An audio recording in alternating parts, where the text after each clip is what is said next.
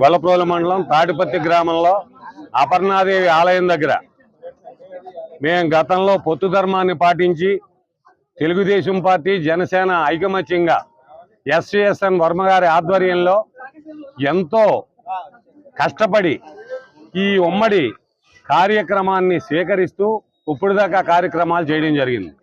ఇప్పుడు వైసీపీ కార్యకర్తలు ఇక్కడ కమిటీ సభ్యులు ఈవేళ జనసేనలో కొంతమంది సభ్యులకి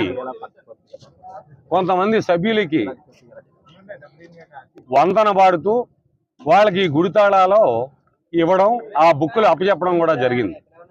కారణం ఏమిటంటే ఇది పొత్తు ధర్మంలో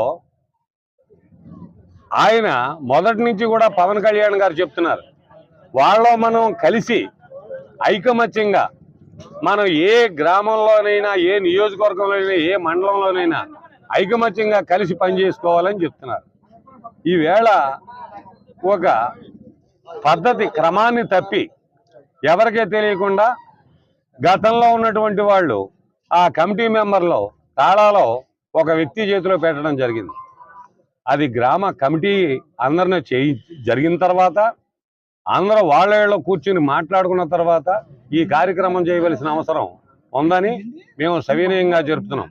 మాకు ఈ యొక్క అన్యాయానికి మేము పొత్తు ధర్మంగా జనసేన పార్టీకి 100కి 150% కూడా